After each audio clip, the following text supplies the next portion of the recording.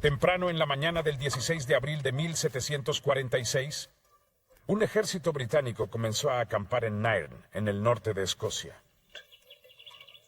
Por delante tenía una batalla crucial, no contra un enemigo extranjero, sino contra un ejército rebelde que amenazaba con hacer naufragar la frágil unión entre Escocia e Inglaterra y con estrangular el imperio británico en su nacimiento. Uno de los protagonistas de esta lucha fue Guillermo, duque de Cumberland, segundo hijo de Jorge II. El otro era su primo, el joven pretendiente Carlos Eduardo Estuardo, más conocido como Bonnie Prince Charlie. Se iban a encontrar en Culloden Moor.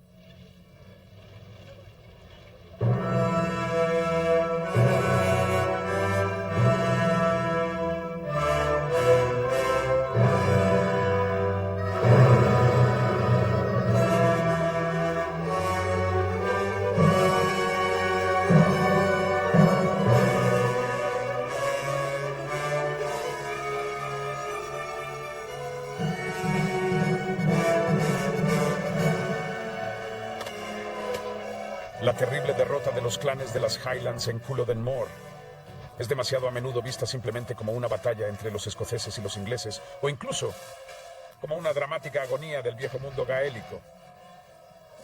En realidad no fue más que el último gran acto de la caída de la Casa Real de Estuardo.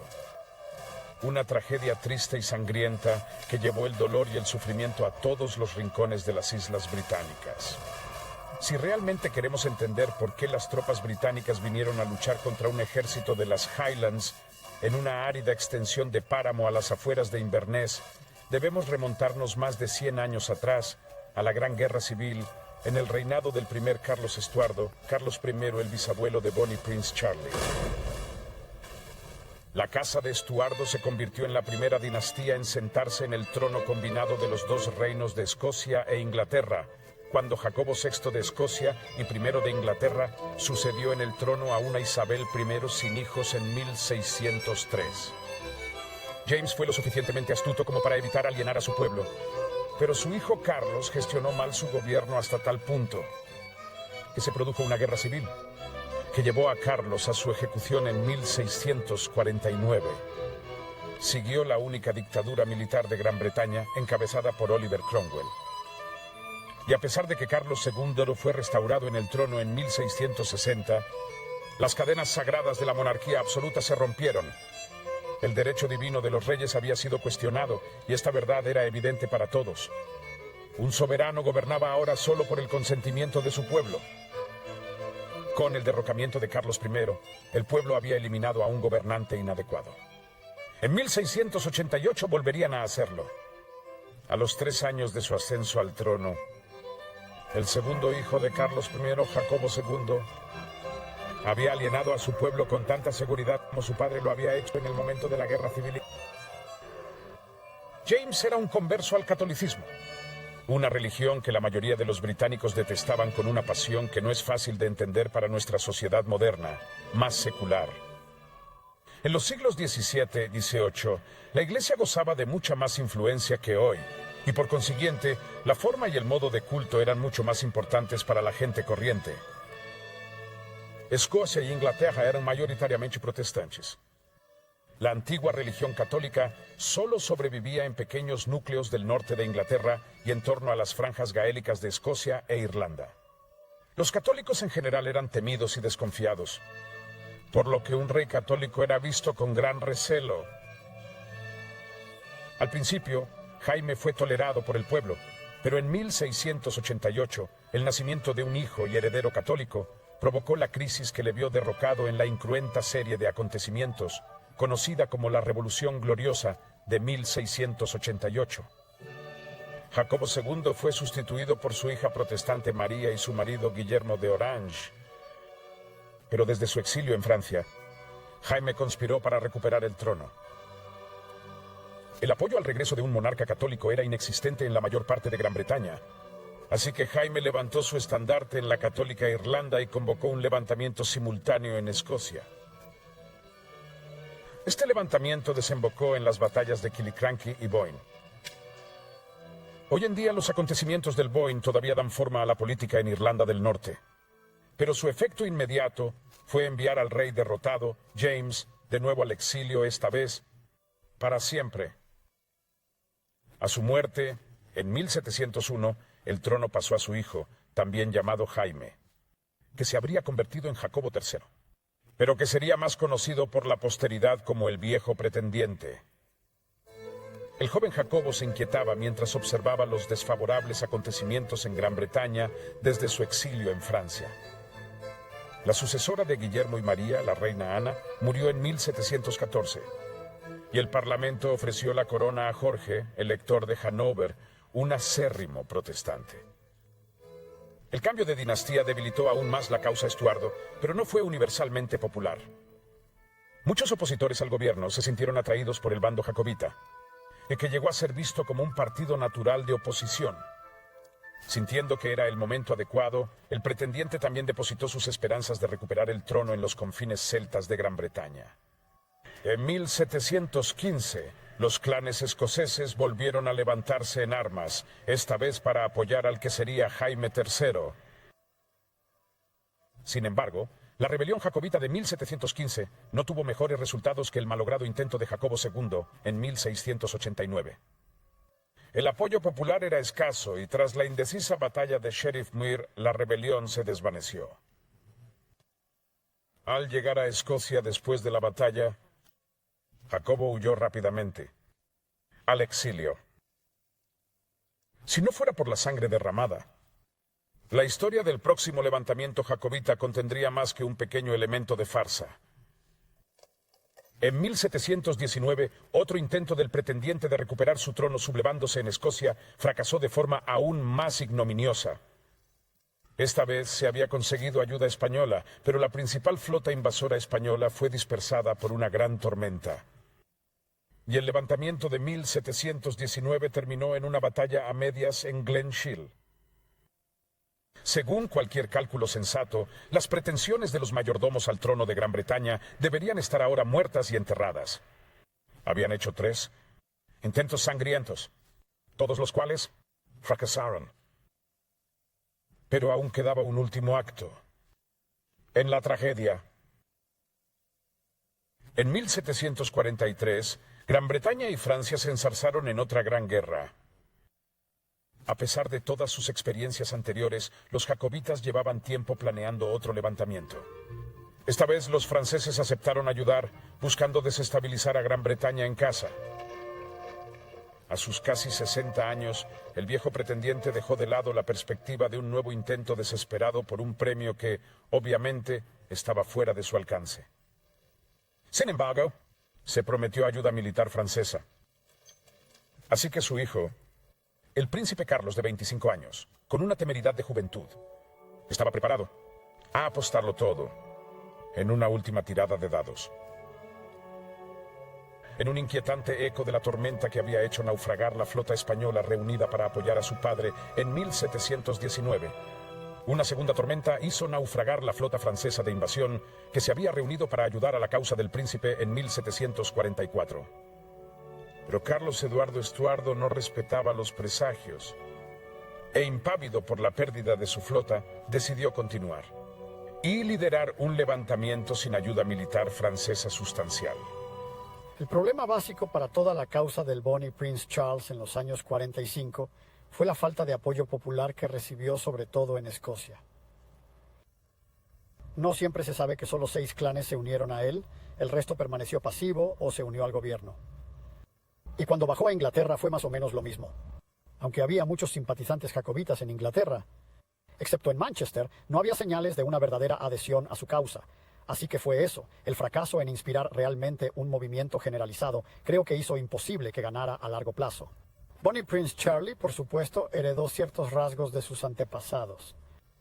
Tanto Carlos I como Jacobo II, por ejemplo, eran absolutamente testarudos y tercos como mulas. Y creo que tenemos que decir que Bonnie Prince Charlie también lo fue en varios momentos de esta aventura. La otra cara de la moneda es, por supuesto, que el rey Jorge II era muy popular en este periodo. Había sido el último rey de Inglaterra en servir en el campo de batalla en la batalla de Dettingen en 1743. Hablaba inglés, cosa que su padre Jorge I nunca había hecho, y no hay duda de que era un monarca popular. Así que una vez más no había apelación contra un gobernante extranjero impopular para ser el fondo de la causa jacobita. Carlos y un puñado de compañeros navegaron en solo 2 barcos, pero aún más mala suerte siguió su estela. A 100 millas al oeste de Cornualles fueron interceptados por el HMS León. En una batalla de 5 horas, el León y el más grande de los 2 barcos de Carlos, el Elizabeth, fueron reducidos a poco más que restos flotantes. Ni qué decir tiene que el Elizabeth llevaba la mayor parte de las armas para el levantamiento planeado. Mientras regresaba cojeando a su puerto francés, el joven pretendiente debió sentirse más expuesto que nunca. Si la pérdida del Elizabeth y de su vital cargamento puso a prueba su determinación, su acogida en Escocia la llevó al límite. Desembarcado con solo 7 compañeros en Arisaig, en la costa occidental de Escocia, el príncipe no daba la apariencia de un hombre a punto de encabezar una cruzada triunfal. Los jefes de los clanes habían aceptado apoyar un levantamiento en la creencia de que estarían ayudando a una invasión de tropas regulares francesas. De hecho, el príncipe había desembarcado entre ellos sin un solo granadero francés a sus espaldas. Ahora que era obvio que toda la carga de la empresa recaería sobre los clanes de las Highlands, varios de los jefes más influyentes retiraron sabiamente su apoyo. Un hombre más astuto podría haber abandonado el plan en ese momento, pero impertérrito y con el juicio erróneo que caracterizaba a la casa de Estuardo, el joven pretendiente siguió adelante. Aquí en Glenfinnan, el 19 de agosto de 1745, se levantó un estandarte, más en la esperanza que en expectativa. En contra de su buen juicio, Cameron de Lockhill y los MacDonald de Glengarry, Hippo y Clanranald trajeron a sus seguidores. A 45 había comenzado. Una vez reunido, este pequeño ejército marchó hacia Edimburgo. A medida que avanzaban hacia el sur, fueron llegando más hombres, y uno de los que se les unió era el hijo de un comerciante de Edimburgo, un hombre bien relacionado llamado James Johnson. En cuanto se confirmó en Edimburgo la noticia del desembarco del príncipe, me dirigí inmediatamente a casa de Lord Rollo, suegro de mi hermana, para esperar allí la llegada del príncipe a Perth. Y el 6 de septiembre salí de ella, acompañado por las 2 señoras Rollo, que me presentaron a sus parientes, el duque de Perth y Lord George Murray. A mi llegada, me sorprendió enormemente encontrar tan pocos seguidores con el príncipe, ya que los informes públicos en Edimburgo los habían aumentado a un número prodigioso. El príncipe nombró tenientes generales a Lord George y al duque de Perth. Lord George propuso que yo fuera su ayudante de campo. Acepté la propuesta y comencé inmediatamente a ejercer las funciones propias de mi cargo. Noche y día mis ocupaciones eran incesantes y apenas encontraba tiempo para dormir 2 horas de cada 4:20. A los jacobitas a los que Johnson se unió se les llamaba a menudo el ejército de las Highlands, y la mayoría de ellos vestían ropas de las Highlands, hablaran o no gaélico. La mayoría de los Highlanders se unieron a la rebelión porque así se lo habían ordenado sus jefes de clan. Y algunos vinieron de buena gana, pero otros tuvieron que ser obligados bajo la amenaza de que les quemaran sus casas y les quitaran el ganado. Un jefe de clan ejercía una autoridad aterradora sobre sus arrendatarios y seguidores. Esperaba y normalmente obtenía obediencia absoluta. Uno de los expulsados era un carpintero de cerca de Drumnadrochit, llamado Andrew Urquhart, quien más tarde dio este testimonio en su juicio. 2 días antes de la batalla de Culloden, Donald MacDonald de Lochgarry vino y dijo a todos los hombres de Glen Urquhart que vinieran con él a luchar por el príncipe. Algunos fueron voluntariamente, pero muchos deseaban no tener nada que ver con la rebelión. Lochgarry se los llevó de todos modos. Un hombre que vi tomado declaró que moriría antes que ser llevados a la rebelión. Lo tiraron al suelo con la culata de un mosquete y se lo llevaron ensangrentado. Al principio, los jacobitas solo podían reunir unos 1.200 hombres. pero su apoyo iba en aumento. El comandante de las tropas británicas en Escocia, el general Sir John Cope, tomó entonces una difícil decisión. Tenía dos opciones. Podía mantenerse firme y defender la línea del Forth, como había hecho el duque de Argyll contra los jacobitas en 1715, o podía marchar a las Highlands para cortar de raíz la rebelión, como había hecho el general Whiteman en 1719. La primera opción estaba descartada. Significaba abandonar la mayor parte de Escocia a los jacobitas, y el levantamiento podría tardar meses en suprimirse. Por lo tanto, Cope marchó hacia el norte, con la esperanza de conseguir el apoyo de los clanes protestantes de las Highlands que simpatizaban con el gobierno. Para su consternación, descubrió que ninguno de los clanes progubernamentales estaba dispuesto a apoyarle. Aunque la gran mayoría de la población escocesa se oponía a los jacobitas, eran indiferentes a la hora de tomar las armas contra ellos. Así que con los jacobitas ganando fuerza rápidamente, Cope se vio obligado a apartarse antes que arriesgarse a una batalla. Por lo tanto, se dirigió a Aberdeen. Con Cope fuera del camino, el camino hacia el sur ahora estaba abierto, y los jacobitas corrieron hacia el sur a Edimburgo, que capturaron el 17 de septiembre.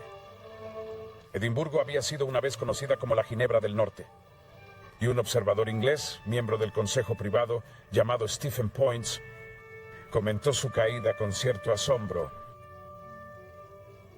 Que una nación como Escocia, que hace una estricta profesión de la religión protestante y se precia de respetar la santidad de un juramento, debe permitir pretender que un hijo con un puñado de chusma saque a la sucesión protestante del reino sin levantar una sola arma o mano en su contra. Es asombroso hasta el último grado y lo llena a uno de espantosa aprensión por el comportamiento de Inglaterra. Si la ciudad de Edimburgo hubiera hecho honor a la profesión de su discurso, fácilmente habría destruido a tan indisciplinada tripulación desde las ventanas de sus altas casas de piedra. Pero tiemblo al pensar hasta qué punto Sir John Cope puede desalojarlos ahora, o hasta qué punto puede ser factible para él, con su puñado de hombres, enfrentarse a ellos ahora que se han fortalecido. Relativamente pocos de los Highlanders que ocuparon Edimburgo llevaban realmente las espadas y tarjas con las que se les suele representar. Los sables eran caros y, en general, solo los caballeros de las Highlands en las primeras filas los llevaban. Las primeras fuerzas jacobitas tenían un carácter muy improvisado. Patrick Crichton y Edimburgo Burgess recordó a los jacobitas, a los que había visto durante la ocupación de Edimburgo. Entré en la ciudad por el puerto de Bristol, que vi para mi indignación en poder de estas orugas. Un muchacho estaba de pie con una espada oxidada desenvainada, y dos tipos con cosas parecidas a pistolas del siglo XVI estaban sentados a cada lado de la entrada de la casa de los pobres, y estos estaban cogiendo las alimañas de los lugares donde acechan sus plats y tirándolas. Le dije al señor Jardine, ministro de Liberton: ¿son estos los canallas que han sorprendido a Edimburgo a traición?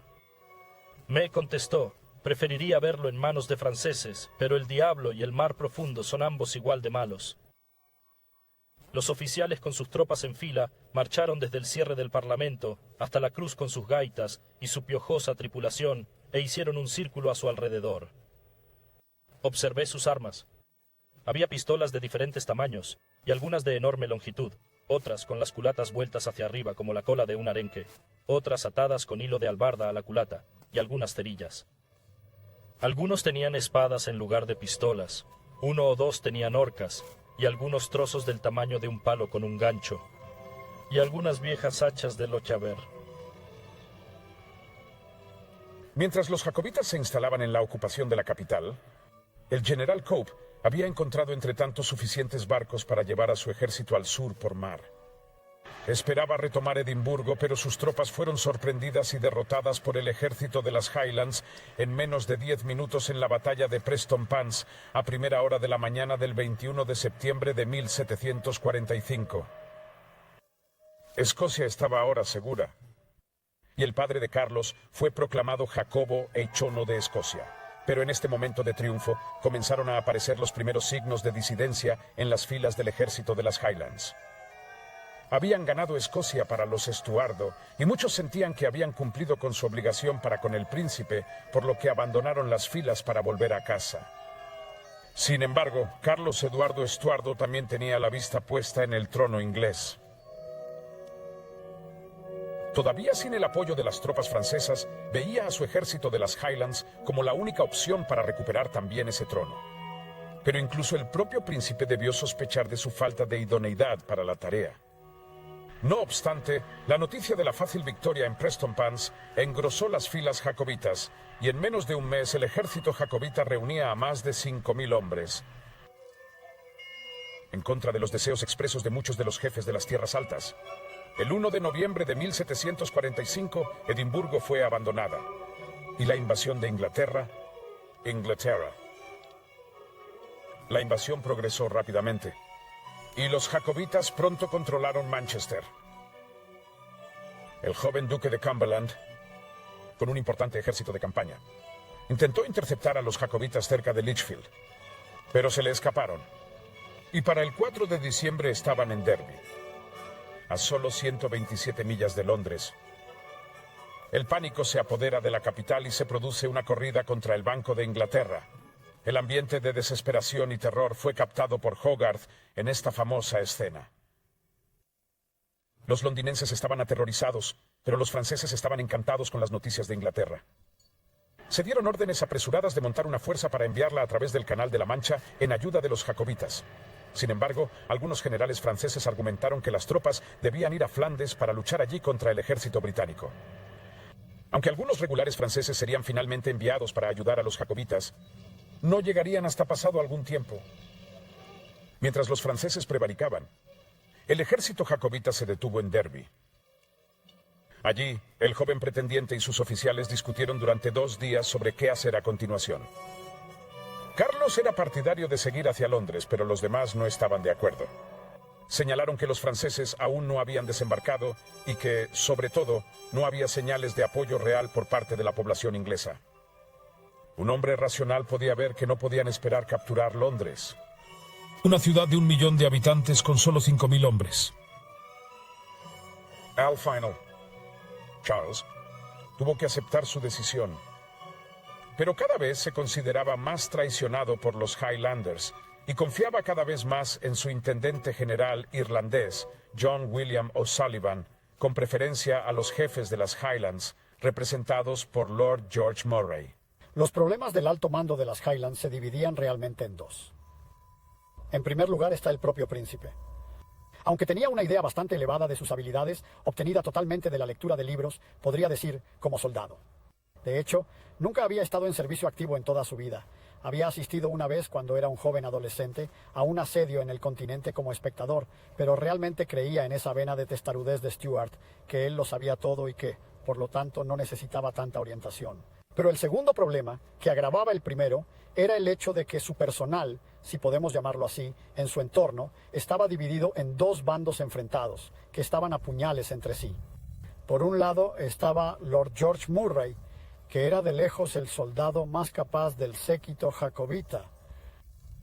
Y luego estaba, por supuesto, O'Sullivan, el famoso intendente general del ejército, a quien, al final, el príncipe Carlos decidió favorecer, porque a partir de Derby habla cada vez más de traición, de cómo está siendo traicionado tanto por los ingleses como sobre todo por los escoceses, al no alzarse en número suficiente.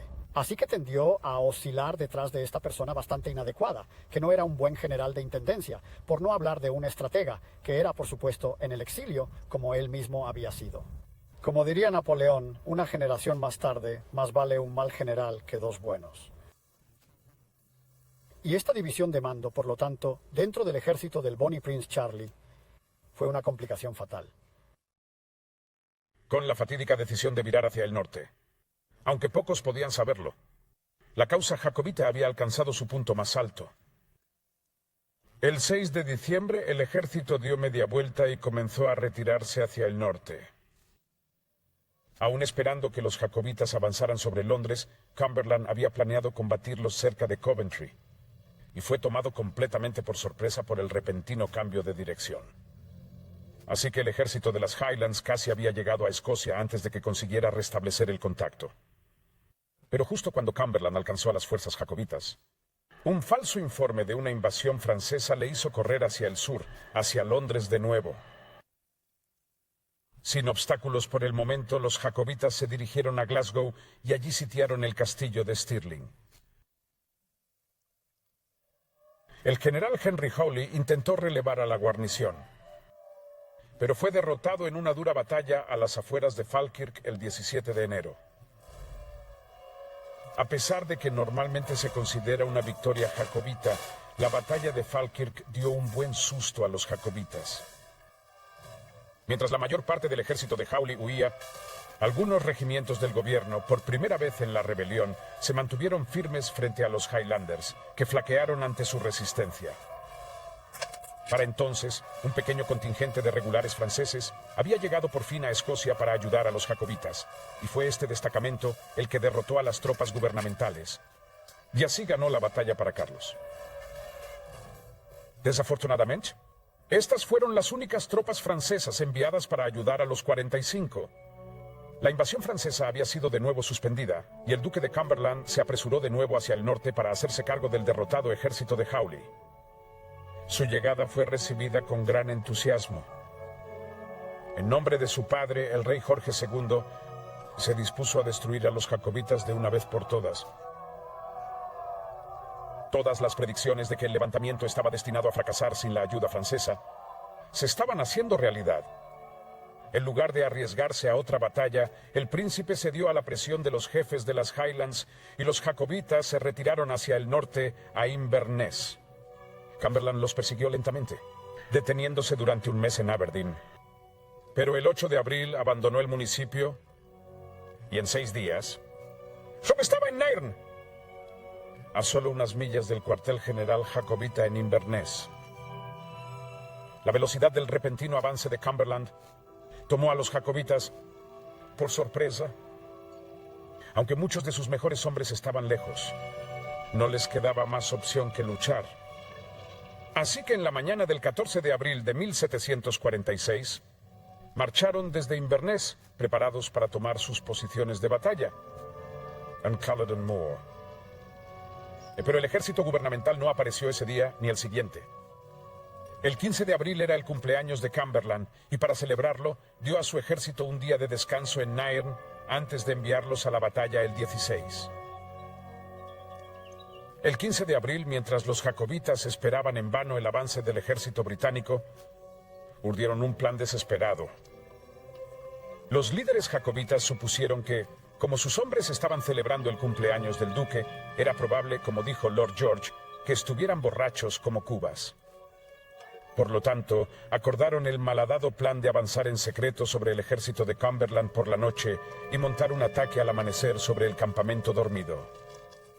Esto daría lugar a la infame marcha de toda la noche, que precedió a la batalla de Culloden. Alrededor de las 8 de la noche del 15 de abril, todo el ejército jacobita se puso en marcha, con la esperanza de sorprender al campamento gubernamental en Nairn, a 8 millas de distancia.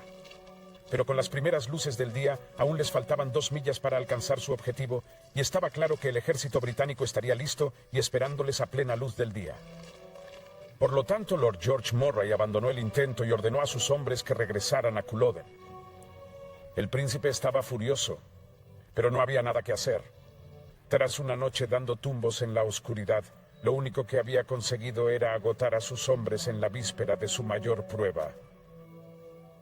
Peor aún, el improvisado sistema de suministros de los jacobitas no podía proporcionar alimentos al ejército que regresaba. Desanimados, cansados y hambrientos, muchos se alejaron con la vana esperanza de encontrar algo de comida, mientras que otros simplemente buscaban dormir. Para muchos, sería el último.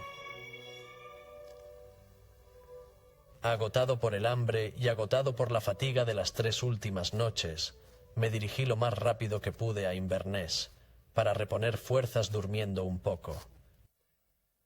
Pero cuando ya tenía una pierna en la cama y estaba a punto de estirarme entre las sábanas, ¿cuál fue mi sorpresa? Oír el toque de tambor a las armas y la trompeta que hacía sonar la llamada a la bota y a la silla de montar. Me apresuré a vestirme, con los ojos medio cerrados, y montando a caballo, me dirigí instantáneamente a nuestro ejército en la eminencia, donde habíamos permanecido durante 3 días, y desde donde vimos al ejército británico, a una distancia de 2 millas, en movimiento hacia nosotros. El campo de batalla en el que se enfrentaron los dos ejércitos era una amplia cresta de páramo a 5 millas al sudeste de Inverness. Los jacobitas tomaron posiciones entre dos parques de pelota.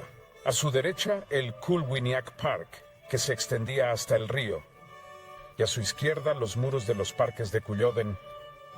El páramo a su frente era llano y abierto, ideal para la temible carga de las Highlands, que les había dado la victoria en Prestonpans y Falkirk.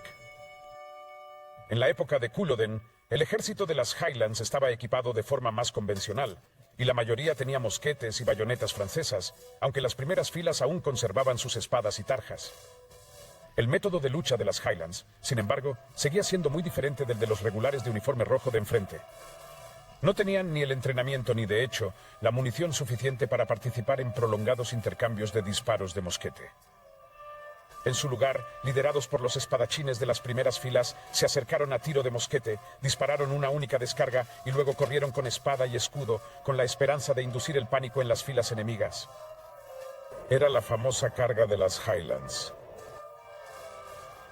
Una carga de las Highlands se ve normalmente como un grupo de hombres en kilts, saltando sobre el brezo, agitando espadas, hachas y todo tipo de cosas maravillosas que luego proceden a destrozar literalmente a la oposición.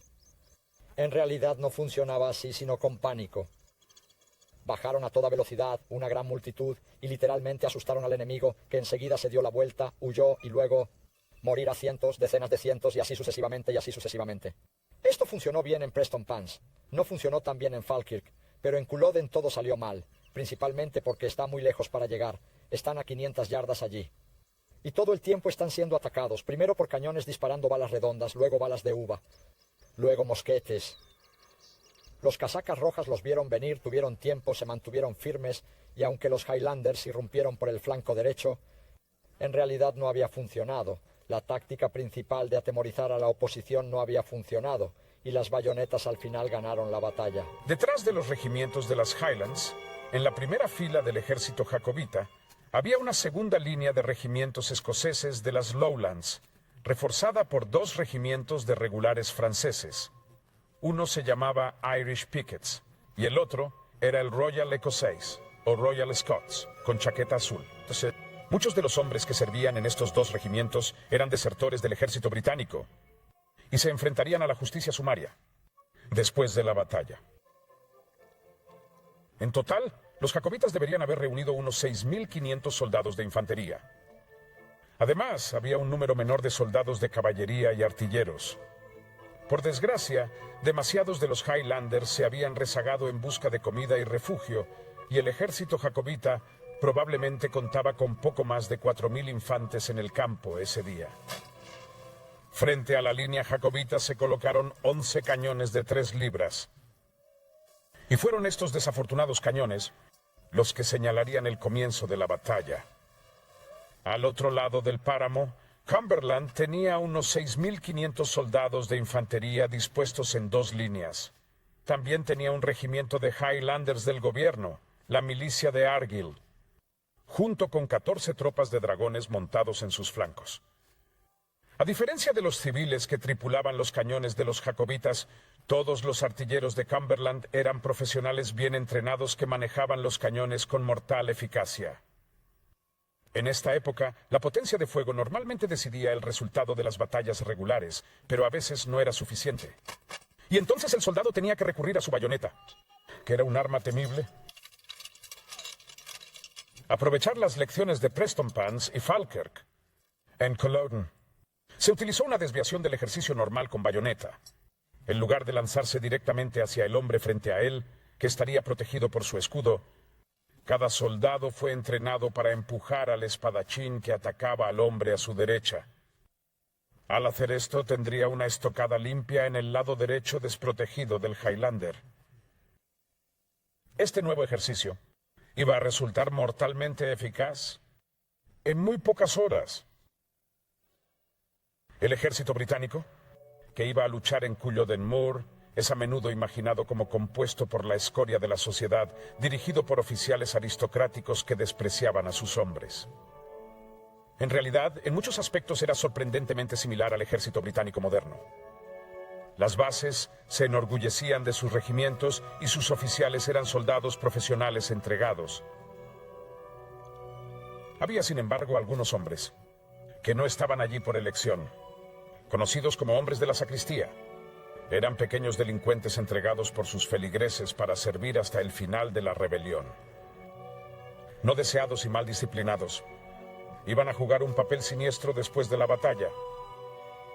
Pero había otros tantos hombres honrados en las filas, una proporción muy alta de ellos escoceses.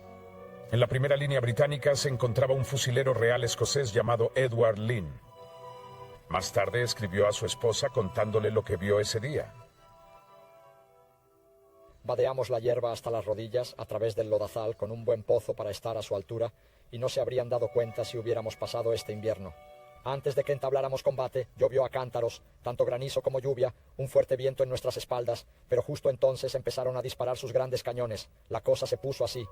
Entonces el duque cabalgó a través de nuestra primera línea, justo antes de que nos fuéramos, y deseó que todos nos temieran. Dependan mis muchachos de sus bayonetas, dice él. Dejad que los acorralen, están aquí para ocuparse de ellos. Sí, lo que hicimos. En algún momento alrededor del mediodía, uno de los oficiales de Cumberland, Lord Bury, cabalgó hacia adelante para contar los cañones jacobitas y fue disparado por dos de ellos. La artillería del gobierno devolvió el fuego. ¿Y la batalla? La batalla. Los mal servidos cañones jacobitas pronto fueron silenciados. Y mientras los Highlanders resistieron, la artillería gubernamental mantuvo un ritmo constante de una ronda por minuto con los 10 cañones. Nadie sabe cuánto tiempo aguantaron los Highlanders el bombardeo. Podrían haber sido 10 minutos o 20. Pero tuvieron que soportarlo, porque cientos de hombres seguían corriendo hacia el páramo para reunirse con sus regimientos. Este retraso se vio agravado por la falta de voluntad del príncipe para dar la orden de atacar.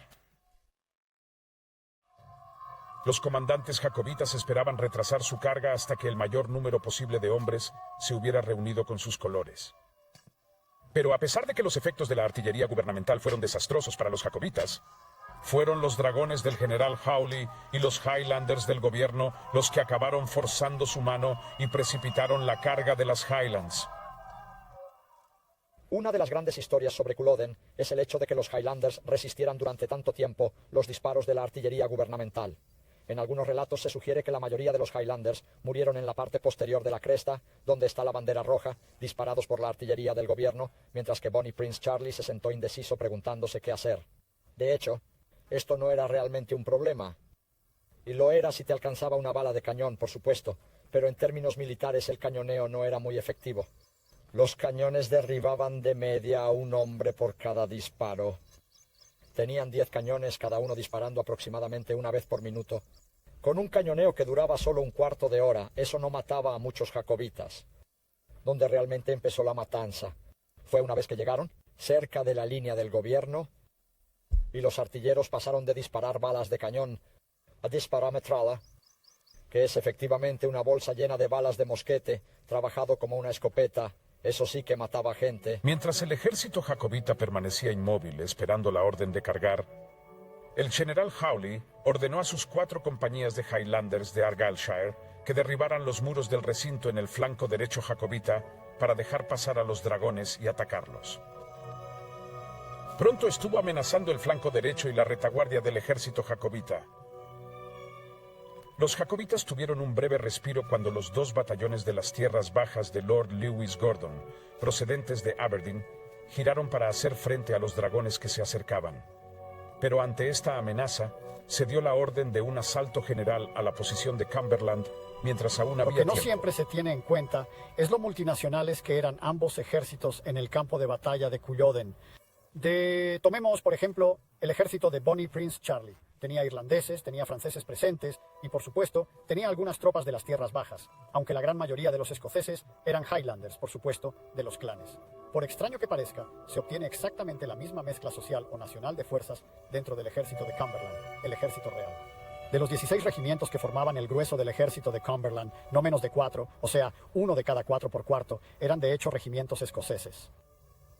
A pesar de la composición cosmopolita del ejército jacobita, la táctica principal seguía siendo la carga de las Highlands. Durante los últimos 100 años, los gritos de los hombres de los clanes habían inspirado miedo y pánico entre las tropas regulares en una veintena de campos de batalla. Pero en Culloden iba a resultar un fracaso desastroso. El páramo no era tan desolado como podría parecer a primera vista. La carretera de Inverness la atravesaba en diagonal desde la esquina inferior del parque de Culloden hasta Leanach. Y el terreno entre la carretera y el ejército británico estaba húmedo y pantanoso. Los ejércitos estaban separados por 500 yardas, una distancia comparativamente larga para cargar, especialmente en terreno difícil. Cuando los jacobitas se dirigieron hacia las líneas británicas, la izquierda de las Highlands, formada por los regimientos de MacDonald, se precipitó en el pantano, mientras que los del centro trataron desesperadamente de evitarlo girando a su derecha. Desgraciadamente, chocaron de inmediato con el ala derecha de Lord George Murray, que a su vez se desviaba hacia la izquierda para evitar el emblemático muro del recinto. Por un momento, todos se detuvieron confusamente y los artilleros de Cumberland, cambiando de proyectiles a cañones, laceraron el amasijo inmóvil de hombres con cientos de balas de mosquete. Tras esta pausa, los Cameron y los McIntosh volvieron a guiar a los jacobitas, de modo que todo el peso del ataque recayó sobre un solo batallón. El cuarto de a pie de Barrel, ahora el Regimiento Real Fronterizo del Rey. Los hombres del batallón de Barrel se defendieron salvajemente y se vieron abrumados por el mero peso del número, perdiendo uno de sus colores y casi un tercio de sus efectivos en muertos y heridos. Sin embargo, un vigilante Cumberland ordenó a 2 regimientos de la segunda línea del gobierno que marcharan para atacar el flanco jacobita, mientras que otros 2, entre ellos St. Phil's Scots Borderers, los atacaron desde el frente. Los jacobitas fueron detenidos por segunda vez. Empaquetados, en una densa columna que según los relatos contemporáneos contaba con 20 o 30 hombres. Los de delante ya habían disparado o tirado sus mosquetes. Ahora solo podían responder con pistolas o incluso con piedras. Algunos incluso fueron abatidos por la espalda por sus propios hombres más atrás en la columna. A su alrededor había unos 1.700 soldados bien entrenados que dispararon 5 o 6 salvas contra la columna a quemarropa. En el espacio de solo 2 terribles minutos, 800 hombres del clan fueron muertos o heridos. Y la macabra silueta de aquella enorme columna aún puede rastrearse hoy en día en la gran hilera de tumbas que se extienden hacia el sur desde el Pozo de Muertos, en Culloden Moor. Una matanza tan despiadada no podía continuar. Ante aquellas terribles descargas de mosquetes a quemarropa, algunos jacobitas empezaron a rendirse, pero la mayoría de los supervivientes se dieron la vuelta y huyeron por el páramo. En el otro flanco del ejército de las Highlands, los MacDonalds lucharon hasta acercarse a menos de 20 metros de los hombres de Cumberland, pero entonces el implacable fuego de mosquetes de los Royal Scots y los 13 Foot los detuvo por completo. Ninguno de los MacDonald alcanzó siquiera la línea británica. Entonces, viendo que el resto de los Highlanders retrocedían, los hombres de MacDonald huyeron también. Y el capitán Johnson fue con ellos. Estábamos a la izquierda de nuestro ejército y a una distancia de unos 20 pasos cuando la huida empezó a hacerse general. Enfurecido, descargué mi trabuco y mis pistolas contra el enemigo e inmediatamente traté de salvarme como el resto. Pero habiendo cargado a pie y con las botas puestas, me sentí tan abrumado por el terreno pantanoso que en vez de correr apenas podía caminar.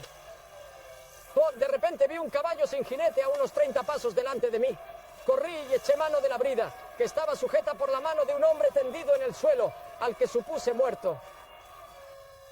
¿Cuál fue mi sorpresa cuando el cobarde Paltrow se atrevió a disputarme el caballo?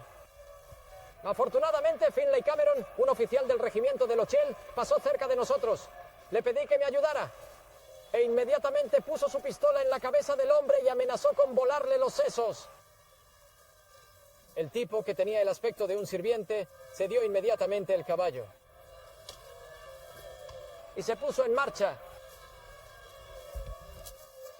Los regimientos de las Highlands y el ejército jacobita habían sido derrotados, pero la batalla de Culloden aún estaba lejos de terminar.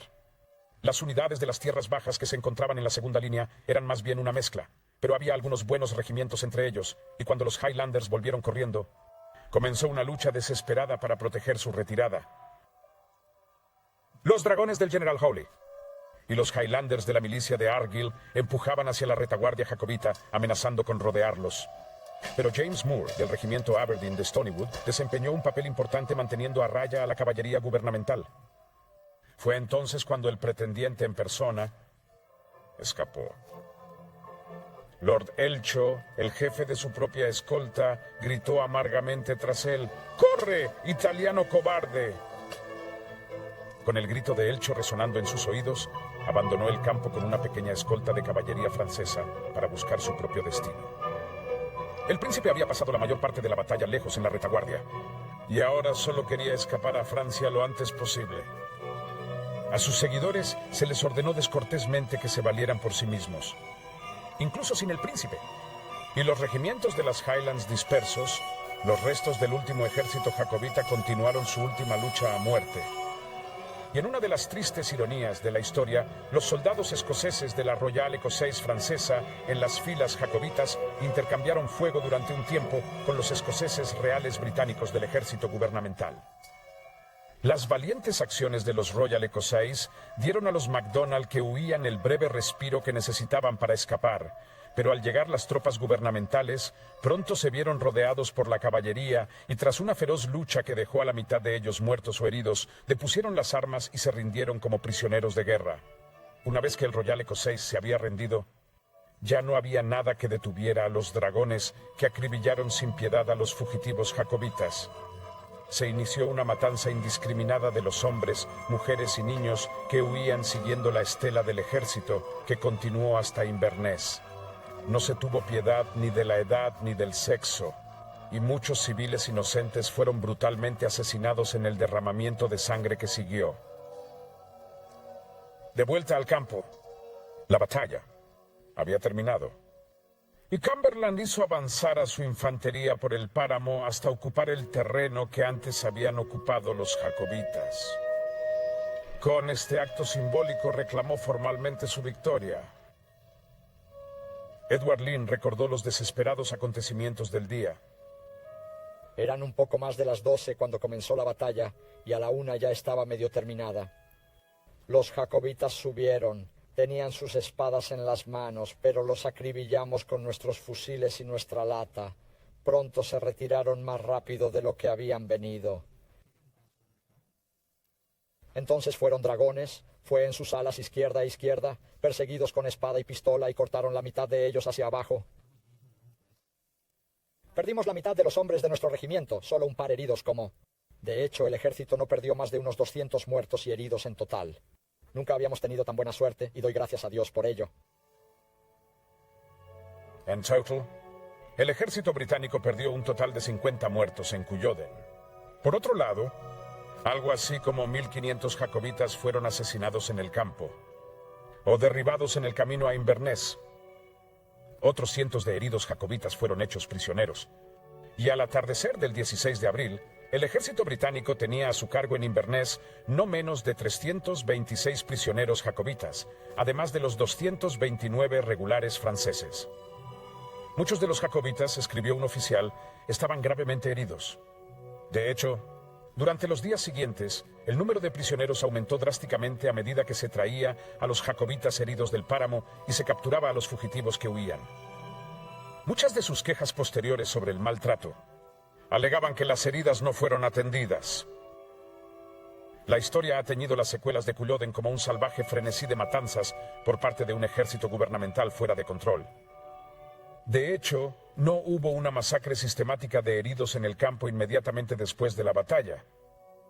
Pero una serie de atrocidades bárbaras fueron sin duda cometidas en los días siguientes, por pequeños grupos y escuadrones de soldados gubernamentales bajo la dirección de sus oficiales. Corrió el horrible rumor de que los propios jacobitas habían ordenado que no se hicieran prisioneros. Si Culloden era una victoria jacobita. El propio Cumberland se refirió a ello en las órdenes que emitió. Y esto aseguró que no hubiera simpatía por los jacobitas heridos, muchos de los cuales fueron asesinados de una manera bárbara. A los jacobitas capturados no les fue mucho mejor. Fueron custodiados por los despreciados hombres de la sacristía una desagradable colección de pequeños delincuentes y otros indeseables endilgados al ejército por los alguaciles parroquiales. Sería difícil encontrar un grupo de carceleros peor o más brutal. Fueron ellos los responsables de muchos de los asesinatos que siguieron a Culloden. En los meses que siguieron, muchos jacobitas fueron juzgados y ejecutados, mientras que cientos más fueron transportados a las colonias americanas. O lo más irónico de todo, reclutados en el ejército británico. Inevitablemente, para un hombre empeñado en acabar para siempre con el poder de los clanes o en la pacificación de Cumberland de las Tierras Altas, fue de mano dura y brutal. Los inocentes sufrieron con los culpables, pero las expediciones punitivas sirvieron a su propósito. Los clans se negaron a levantarse en armas de nuevo. Si hay un solo rayo de luz redentora de las terribles secuelas de Culloden, fue esta. A pesar de los excesos viciosos e inhumanos de la limpieza, Escocia se salvó para siempre. El horror de otra serie de rebeliones cada vez más inútiles. La mayoría de los escoceses de la época, como Edward Lynn y Patrick Crichton, agradecieron a Dios por ello. Nosotros, los más obedientes y leales súbditos de su majestad, los nobles, caballeros y propietarios de la comarca de Edimburgo, te pedimos permiso, con nuestros corazones llenos de alegría, para felicitar a su majestad por la victoria obtenida por su Alteza Real, el Duque de Cumberland, sobre los jacobitas el 16 de abril. Los males que sentimos durante esta malvada, antinatural y no provocada rebelión, y los males más terribles que teníamos razones para temer si prevalecía, el peligro inminente de ser despojados de nuestra religión, leyes, libertades y propiedades, el completo derrocamiento de los jacobitas por la valentía de sus propias tropas bajo el mando de su heroico hijo, y la seguridad de su gran vida en el fragor de la acción, hacen de esta una gloriosa victoria.